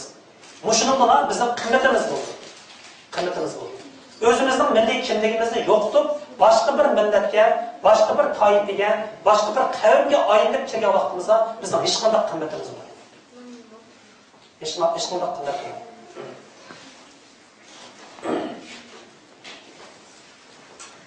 Bundan keyingi bir masala shu ko'p madaniyatli davlatda o'zimizning milliy kimligimizni saqlash jihatda duch kelgan yana bir masala nima desa, milliy o'zanchilik. Yoki mana Shvetlana akademik atavi bilan etnosentrizm. Ya'ni etnosentrizm degan so'zning o'zining ma'nosi nima desa, udum tarjima qilsak milliy o'zanchilik. Yoki o'zini bir millat o'zini merkez qilish. Bir millatning o'zini merkez qilishi. Bunda xohish, bunda psixika. Dunyodagi hamma millatlar mavjud.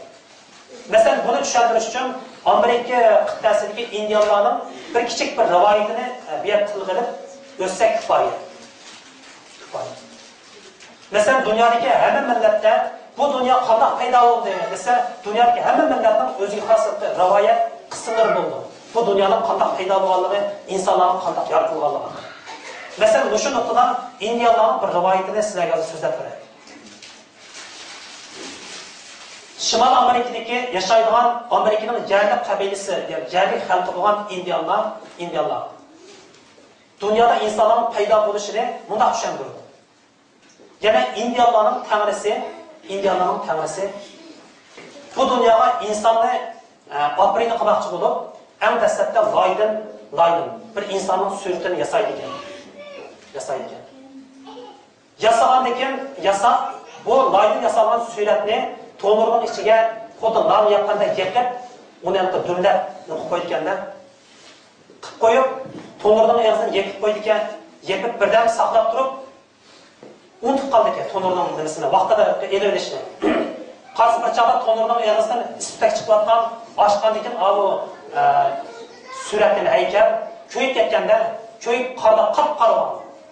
Shuningda bu loy suratni to'mirni yulib olgan, qarasa qop-qoradan Anda baribir yasalanki bunga jon kirgizibdi. Shuning bilan bu surat bugungi Afrikadagi qor tabiqlarning ajdodimiz. Ajdod bo'ldi. Endi ikkinchi qatam bu indiyalarning tanrisi, bu chatoq bo'ldi, bu ko'yib ketdi, bu qarib qoldi bu insonlar. Bu modada ikkinchi qatam yana loydan bir insonning suratini yasab, to'liq dumlab qo'yib Eğizin yapılırken lekin layık ensirep, köyüp yapılsın da tezde eğizine çıkıp kalsa bu süretle pişman. Yani ak adatı çıkıp kalırken de mayli aqallar chiqib qolgan bo'lsin deb qulunun jon kirmisiga qarasa bu Yevropadagi aqtalliklarniki ajdodi paydo bo'ldi. Ana 3-qatam Indiyalarning tanrisi o'ylaqdida bu birini yarasdan bu qarib qoldi, birini yarasdan aqib qoldi. Eng qizg'ish zot, eng yaxshiranda bir insondan yaratay deb 3-qatam bir loyni odam yasab to'mirga soladi ekan. Selib vaqti uzun emas, qisqa emas, loy vaqt fursatda to'mirning eg'izini ochib olsa, bu loy xuddi qip-qizil pishgan to'g'ashdek holatga chiqqankan mana eng yaxshi insonlardan deb ularga jon kirgizibdi. Shuning bilan bu Amerikadagi qizil tanlik indiyalarning avlodi bo'ldi. Ajdod. Demak, bu rivoyatdan o'ylab boqaylik. Mushu rivoyatning o'zini nima tushuntiradi desa, har bir millat o'zini eng yaxshi deb qaraydi. O'zining tilini eng go'zal deb o'ylaydi. O'zining madaniyatini eng taraqqiy qilib qo'yadi, o'zining davlatini eng go'zal deb his qiladi. Demak, bu etnosentrizm. Ya'ni o'zamchilik, milliy o'zamchilik. Xuddi shuni qo'shash. Bugun Uyg'urlarning o'zida bu milliy o'zamchilikni iborat bunday bir psixika mavjud. Yana hadislar Uyg'urning hamma narsa yaxshi, dunyodagi eng ism millat. Bizning o'ylaganlarimiz eng to'g'ri. Vargaza degandek, shunday bir xiyol yoki psixika bizda mavjud. Shuning uchun biz bu yerdagi ko'p millatlik madaniyat bo'yicha yashayotgan ekanmiz. Albatta, o'zimizni so'yish, qadrlash muhim. Ammo o'zimizning hamma narsani to'g'ri, hamma narsani mukammal, nuqsonsiz deb qarashimiz bu amaliyotda bir tarafdan. Demak, bu boshqa madaniyatni qabul qilishimizda o'zimizga bir to'salg'i bo'ladi.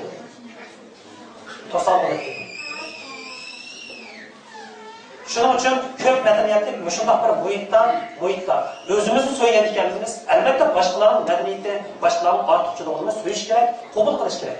Shunda ammo'ndan o'zimizni mukammal bir yo'lga boshlab bo'ldi. Demak, endi bugun temalar yana borda, lekin vaqt munosabati bilan shu 5 temada muhokama qilib, qolgan vaqtda qarindoshlarning so'raydigan savollari yoki muhokama qilgan temalar bo'lsa, o'tirib qo'ysak bo'ldi. Ko'pchilikning diqqatiga Sorundaki akılkılarga, hadislarga vakalten Ustaz Desa Süleyman'a rahmet deyme, Allah'tan uzak ömür dileyme, ailesine ve şahsi hayatına tekmo, bereket, saadet dileyme dünya ahiretten. Şununla bugünkü sorunumuzda vaqt münasebetini ahırlaştırışla muhtaç. İlahi amin, subhaneke Allahümme hamdik, neşhadu en la ilahe illa ent, nestağfiruke ve netubu ilek. Ey Allah, bizden anlayan yaxşı söz, yaxşı terbiyelerini anlap, təsirlərini sıkıslar. Eğer bilip bilmey hata, göpsüz kaçıp kalgan olsa bizni, hemimizde bunu hata sözünü unutuversinler, hemimizin kalbini Muşu İslam'ın etrafıga, Uygurluk kimlikinin etrafıga uyuşkılını sıkısla amin. Rabbena atina fid dunya hasene ve fil ahireti hasene ve qina azabennar.